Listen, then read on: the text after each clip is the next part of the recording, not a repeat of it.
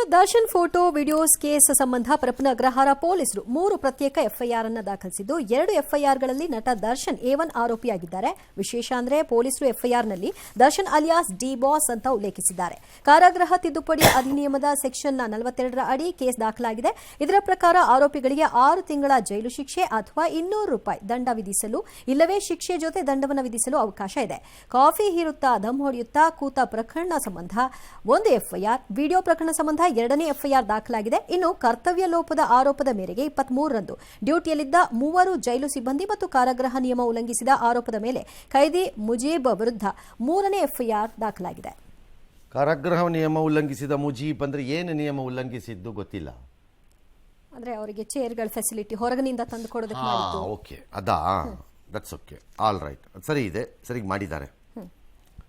Point is, state ಈ ಪ್ರಕರಣವನ್ನು ಒಂದು ಪ್ರತ್ಯೇಕ ಪ್ರಕರಣವೆಂದು ಪರಿಭಾವಿಸಿ ಇದರಿಂದ ನುಣಿಸಿಕೊಂಡರೆ ಸಾಕು ಅನ್ನುವಂತಹ ಮನೋಸ್ಥಿತಿಯಿಂದ ಮೊದಲು ಹೊರಗೆ ಬನ್ನಿ. ನೀವು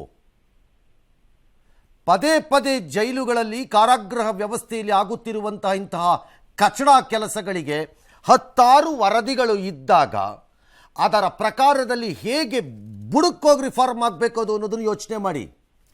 ಈ ಪ್ರಕರಣದಿಂದ ಇನ್ನೊಂದು ಪ್ರಕರಣಕ್ಕೆ ಹಾರಬೇಡಿ. ಬೆಂಕಿಯಿಂದ ಬಾಂಡಲೆಗೆ, ಬಾಂಡಲೆಯಿಂದ ಬೆಂಕಿಗೆ ನೆಕ್ಸ್ಟ್ ಪ್ರಕರಣ ನಡೆದಾಗ ಅವನನ್ನು ಹಿಂಡೆಲಗ ಜೈಲಿಗೆ ಹಾಕ್ಬಿಡ್ತೀವಿ ನಾವು. ಇವಾಗ ಅದರಲ್ಲಿ 9 ಜನ ಸಸ್ಪೆಂಡ್ ಮಾಡಿಬಿಡ್ತಾ ಇದ್ದೀವಿ. ಸಸ್ಪೆಂಡ್ ಮಾಡಿದವರು ವಾಪಸ್ ಬರ್ತಾರೆ. They will come back, they have to come back. ಶಿಕ್ಷೆನೇ ಅಲ್ಲ. ಹಾಗಾಗಿ ಸ್ಟೇಟ್ ಮಸ್ಟ್ ಕಾನ್ಸ್ಟಿಟ್ಯೂಟ್ ಒಂದು ಸೀರಿಯಸ್ಲಿ ಒಂದು ಕೆಲಸ ಯಾವುದು ಅಂದರೆ ಇದು ಜೈಲಿನ ಒಳಗಡೆ ರೆಡಿ ಮಾಡೋದು ಹೆಂಗೇಳಿ. ಇದು ಒಂದು ಪ್ರಕರಣ ನಿಮಗೆ ರಪ್ ಅಂತ ಮಕ್ಕಕ್ಕೆ ಕಪಾಳ ಕೊಡದೆ ಎಬ್ಬಿಸಿದೆ ಅಷ್ಟೇ. ಹಿಂದೆ ಆಗ್ತಾ ಇದ್ದಿದ್ದು ಸಿಕ್ಕಾಪಟ್ಟೆ ಹೈ ಪ್ರೊಫೈಲ್ ಆಗಿದ್ದರಿಂದ ಸ್ವಲ್ಪ ಜೋರಾಗಿ ಪಟ ಪಟ ಪಟ ಅಂತ ಏಟ್ ಬಿದ್ದಿದೆ ನಿಮ್ಮ ಮಕ್ಕಕ್ಕೆ ಅಷ್ಟೇ. ಬಿದ್ದಿಲ್ಲ ಅನ್ಕೊಂಡ್ರೆ ನಾವೇನು ಮಾಡೋಕ್ಕಾಗಲ್ಲ, ಮುಜುಗರ ಆಗಿಲ್ಲ ಅಂದ್ರೆ ನಾವೇನು ಮಾಡೋಕ್ಕಾಗಲ್ಲ. ಅದಕ್ಕೆ that's not my problem, that's ನನ್ನ ಸಮಸ್ಯೆ ಅಲ್ಲ. First of all, convicted prisoners under ಟ್ರಯಲ್ಗಳ ನಂಬರ್ಗಳು ಪರಪ್ಪನಗರದಲ್ಲಿ ಆ ರೀತಿ ಇದ್ದಾಗ ಯಾಕವ್ರನ್ನೆಲ್ಲ ಒಂದೇ ಕಡೆ ಎಲ್ಲೋ ಅಲ್ಲಿ KGF ಅಲ್ಲೋ ಅಥವಾ ಕೋಲಾರದಲ್ಲೋ ಎಲ್ಲೋ ಇಂಡಸ್ಟ್ರಿಯಲ್ ಲ್ಯಾಂಡು ಅಥವಾ ಇನ್ಯಾವುದೋ ಮೈನ್ ಲ್ಯಾಂಡು ಅವು ಇವು ಯಾವ್ಯಾವುದೋ ಲ್ಯಾಂಡ್ಗಳು ಒಂದು ಮಣ ಇವೆ, ಒಂದು 100 ಎಕರೆ ತೊಗೊಂಡು ಕನ್ವಿಕ್ಟೆಡ್ ಪ್ರಿಸನರ್ಸ್ ಎಲ್ಲ ಮೂವ್ ಮಾಡ್ಬೇಕು ತಾನೆ ಆಚೆಗೆ. ಫಸ್ಟು ಭಾಳ ಹಿಂದೆನೇ ಹೇಳಿದ್ರೆ ಇದನ್ನು ಕೇಳಿಸ್ಕೊಳ್ಳಿಲ್ಲ ಯಾರೂ. ತಗೊಂಡಕ್ ಪರಪ್ಪನಗರ ತಳ್ಬಿಟ್ರು ತೊಗೊಂಡೋಗಿ ಎಲ್ಲ ತುಂಬಿಕೊಂಡು ಫಸ್ಟ್ ಮೂದಿ ಕನ್ವಿಕ್ಟೆಡ್ ಪ್ರಿಸನರ್ಸ್ ಔಟ್ ಎಲ್ಲರೂ. ಅವ್ರು ಅಲ್ಲಿ ಹಾಕಿರಬೇಕು, ಅವ್ರು ಎಲ್ಲಿದ್ರೂ ಒಂದೇ ಅಲ್ವಾ ಕನ್ವಿಕ್ಷನ್ ಆಗಿರೋದ್ರಿಂದ. ಹೇಳ್ತಿರೋದು ನಾನು ಇವ್ರಗಳ ಜೊತೆಗೆ ಹಾಕಿರ್ಬೇಕು. You have to go for systemic ಚೇಂಜ್ಗಳು.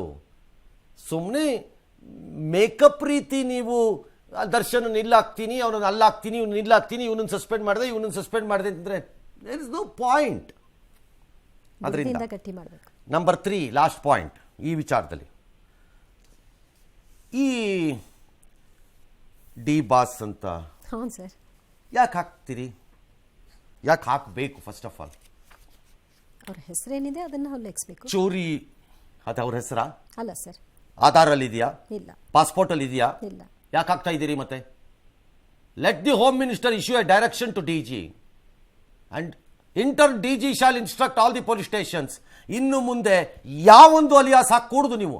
ಇಲ್ಲ ಪಾಸ್ಪೋರ್ಟು, ಇಲ್ಲ ಆಧಾರು, ಇಲ್ಲ ವೋಟರ್ಸ್ ID, ಅದರಲ್ಲಿ ಹೆಸರಲ್ಲಿ ಅಧಿಕೃತವಾದ ಹೆಸರೇನಿದೆ ಅದು ಹಾಕಿ ಸಾಕು ಅಂತ. ಏನದು ಅಲಿಯಾಸು? ಚೂರಿ ಚಿಕ್ಕಪ್ಪ, ಬಾಂಬಿನ ಇನ್ಯಾವುದೋ ಹೆಸರು, ಬಾಂಬ್ ಹೆಸರು, ನಾಳೆ missile Muttanna. Why are you glorifying their kept names ಅನ್ನ? ಯಾಕೆ ಗ್ಲೋರಿಫೈ ಮಾಡ್ತಾ ಇದ್ದೀವಿ ನಾವು ಕಾನೂನು ಪ್ರಕಾರದಲ್ಲಿ? ಅದನ್ನ ರಿಮೂವ್ ದೀಸ್ ಅಲಿಯಾಸಸ್ ಅನ್ನ.